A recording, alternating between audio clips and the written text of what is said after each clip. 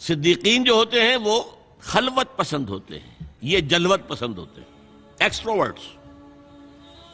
محفل میں یہ خوش رہیں گے، اکیلا پن ان کو بہت بھاری گزرتا ہے۔ یہ لوگ چونکہ غور و فکر کے عادی نہیں ہوتے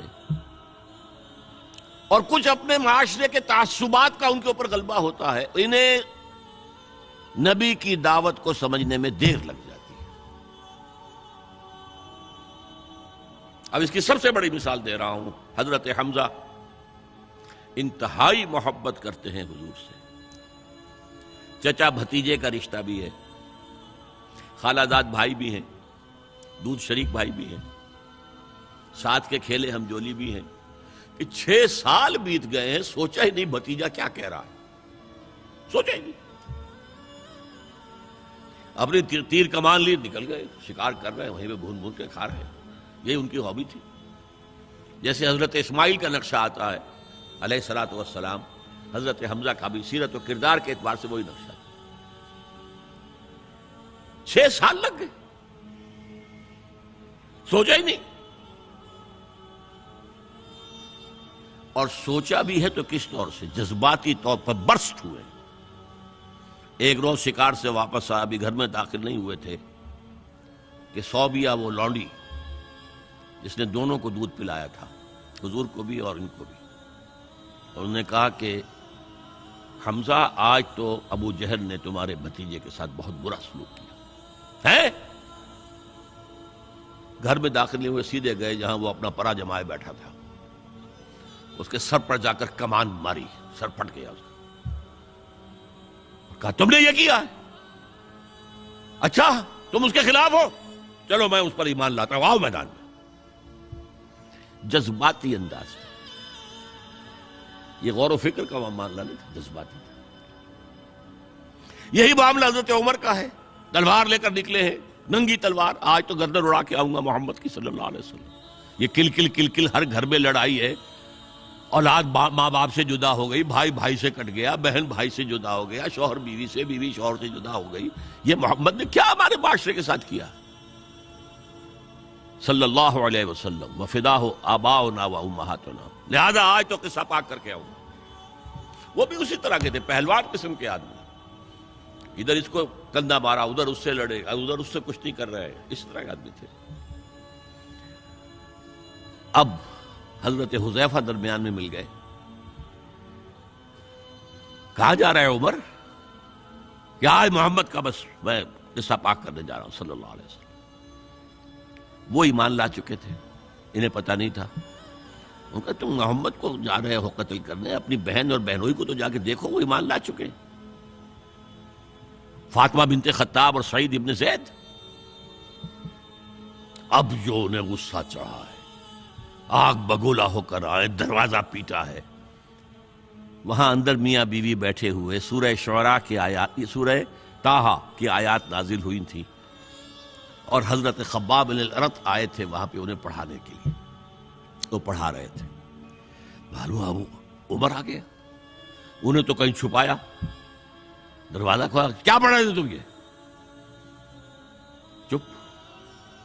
بہنوئی کے تھپڑ مارا زور سے، بہن درمیان میں، اس کے تھپڑ مارا۔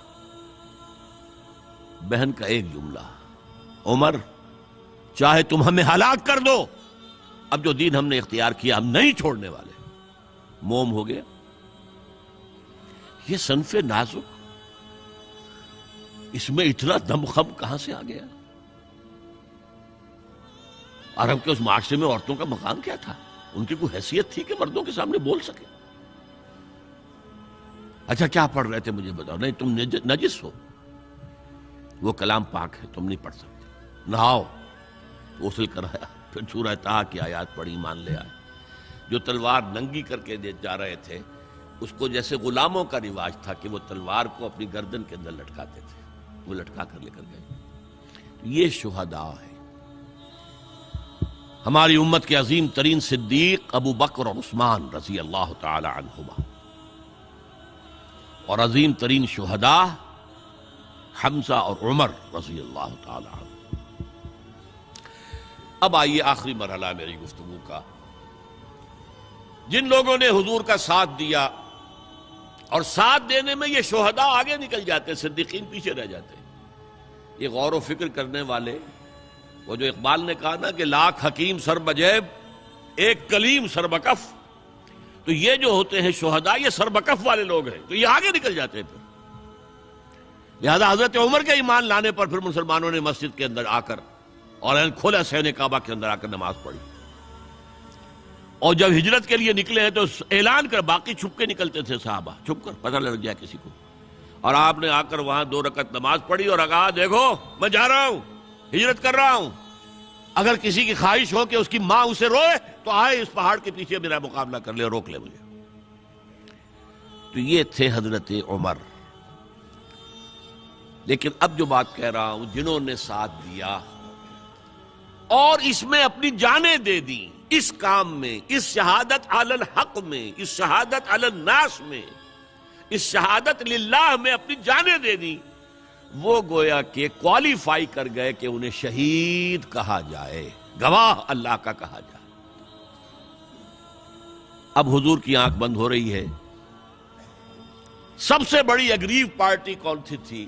مشرکین مکہ، مشرکین عرب، جن کو کہ حضور کے آخری سال جو تھا زندگی کا، اس میں جو یہ دھمکی دے دی گئی تھی 4 سال 4 مہینے کی مہلت ہے، ایمان لاؤ گے تو ٹھیک ہے ورنہ قتل عام ہو جائے. اب وہ جو سر اپنا دبک کر بیٹھ گئے تھے، اب وہ کھڑے ہوئے. This is the time to strike back. جھوٹے نبی کھڑے ہو گئے، زکوٰۃ نہیں دیں گے.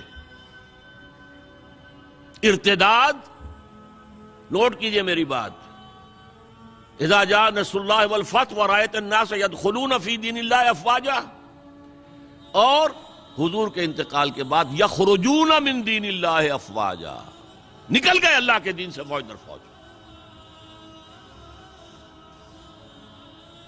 یہ وقت تھا، ابو بکر کھڑے ہوئے ہیں، آہنی عزم والا شخص، بہت منحنی سے انسان، کمزور سے انسان، رقیق القلب انسان، لیکن عزم کوہ ہمالہ والا تھا اندر. جنگیں کی ہیں. عمر جیسا شخص بھی کہہ رہا ہے رضی اللہ تعالی عنہ کہ دیکھیے مصلحت دیکھیے، آپ نے جیش اسامہ کو روانہ کر دیا ہے، ٹھیک ہے، حضور نے تیار کیا تھا، آپ نے کہا میں کیسے روک لوں. آپ نے نئے نبوت کے جو ماننے والے ان کے خلاف جہاد شروع کر دیا ہے، وہ بھی ٹھیک ہے، وہ مرتد ہیں، کرنا ہوگا. لیکن ان زکوٰۃ والوں سے آپ نرمی برتیں. انہوں نے کوئی کفر نہیں کیا ہے، نماز کا انکار نہیں کیا، زکوٰۃ کا بھی انکار نہیں کیا ہے. وہ کہتے ہیں تمہیں نہیں دیں گے، ہم اپنے طور پر اپنی زکوٰۃ جمع کریں گے، اپنے غریبوں میں تقسیم کر دیں گے.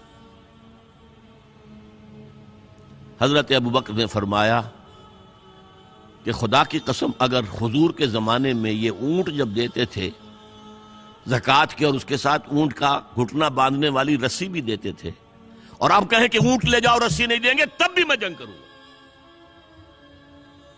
ایبدل الدین وانا حی، یا دین میں ترمیم ہو جائے گی جبکہ میں ابھی زندہ ہوں، اور اگر کوئی میرے ساتھ نہیں جائے گا تو میں اکیلا جاؤں. بہرحال یہ جو پہلی کاؤنٹر ریولوشنری موومنٹ تھی، اسے حضرت ابو بکر کی فضیلت، ان کا جو یوں سمجھیے کہ وہ پوری بات جو ایک دفعہ پھیل منتشر ہو گئی، حجاز کے چند شہروں تک اسلام رہ گیا تھا، پورا عرب باغی مرتد، کنسولیڈیٹ کر کے حضرت عمر کے حوالے کر. حضرت عمر کے زمانے میں اب جو جہاد ہوا ہے، قتال ہوا ہے، اس میں سب سے زیادہ ایگریوڈ کون تھے؟ ایرانینز. 2 سپر پاورز تھیں، رومن، اس کی 3 میں سے 2 ٹانگیں توڑ دی تھیں، تیسری انٹیکٹ تھی. 3 ٹانگیں کون سی تھیں؟ نارتھ افریقہ پورا اس کے پاس تھا، وہ نکل گیا. ویسٹ افریقہ، شام، ترکی، فلسطین کا علاقہ اس کے پاس تھا، وہ نکل گیا، مسلمان لے گئے. اب رہ گیا یورپ کا، ایسٹرن یورپ. لیکن سلطنت ایران کی دھجیاں بکھر گئی، ختم، نسیہ منسیہ. اگریوڈ پارٹی تو دوسری کاؤنٹر ریولوشنری موومنٹ ایران سے آئی. ایرانی نیشنلزم، ایرانوں میں بڑا غرور تھا. آپ نے وہ تو فردوسی مسلمان تک کہہ گیا ہے، شیر شتر خوردنو سوس مار عرب را بجائے آیت بکار کہ تختے کیا نہ کند آرزو تفو برتو ہے چرخ گردہ تفو. یہ عرب، یہ اجڑ، یہ سوسمار، گوہ کا گوشت کھانے والے اور اونٹ کا دودھ پینے والے، آج ان کی یہ مجال ہو گئی ہے کہ تخت قیانی، یہ امپائر ایرانین آج اس تخت کی آرزو کر رہے ہیں. تفو برتو ہے چرخ طرفا گردہ تفو. اڑ گئے، پرخچے اڑ گئے. اس نے حضور کا نامہ مبارک چاک کیا تھا، سلطنت چاک ہو گئی. اب یہ جو ان کے اندر تھا پرائڈ آف نیشنلزم، اس نے حضرت عمر کو شہید کیا. ابو لولو فیروز ایک مجوسی ایرانی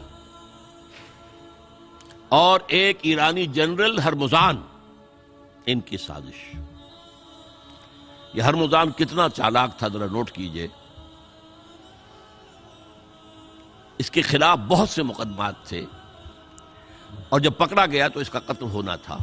قتل کے لیے لے آیا گیا حضرت عمر کی عدالت میں سامنے. ہیلا کیا اس نے. انہوں نے کہا مجھے ذرا پانی پلا دو. ٹھیک ہے، میں آؤ بھائی پانی. کٹورا ہاتھ میں لے کر، پہلے مجھے یہ ضمانت دو کہ جب تک میں یہ پانی نہ پی لوں مجھے قتل نہیں کرو گے. ہاں ہاں ہاں تم پی لو پانی، ہم نہیں قتل کریں گے، پانی پی لو. کٹورا پھینک دیا، کرو قتل مجھے. اب جب تک میں یہ پانی نہیں پی لوں تو مجھے قتل نہیں کرو. کہاں سے لاؤ گے وہ پانی؟ اب چھوٹ گیا. لیکن پھر جو سازش کی ہے ابو لولو کے ذریعے سے. ابو لولو غلام تھے کسی صحابی کے. انہوں نے مکاتبت کی ہوئی تھی کہ اتنا اگر تم پے کرتے رہو گے تو اتنے عرصے میں تمہیں میں آزاد کر دوں گا. آ کے حضرت عمر سے شکایت کی کہ بہت زیادہ مجھ پر رقم ڈالی ہوئی ہے انہوں نے. حضرت عمر نے پوچھا تم کام کیا کیا جانتے ہو؟ میں یہ بھی جانتا ہوں، یہ بھی جانتا ہوں، یہ بھی جانتا ہوں، یہ بھی جانتا ہوں. فرمایا پھر یہ زیادہ نہیں ہے. اور دیکھو اس نے کہا تھا میں چکی بھی بناتا ہوں، ایک چکی میرے لیے بھی بنانا. کہا ہاں آپ کے لیے تو میں وہ چکی بناؤں گا جو رہتی دنیا تک یاد رہے گی. وہ شخص جس نے قتل کیا حضرت عمر. سمجھا یہ گیا تھا کہ یہ اس پلر پر کھڑا ہوا ہے سارا دین کا نظام. عمر عمر واقعتاً عظیم ترین شخصیت. آپ کو معلوم ہے کہ ڈاکٹر مائیکل ہارٹ جو 100 پوری دنیا کے عظیم انسانوں کا جو اس نے چناؤ کیا ہے 100 کا عظیم ترین انسانوں کا، نمبر 1 پر حضور ہے تو نمبر 50 پر حضرت عمر ہے. مسلمان اور کوئی شامل نہیں ہے اس میں. هي الحلقات تحفظني بآيات من القرآن، هي الحلقات تملأني بحب المصطفى العدنان.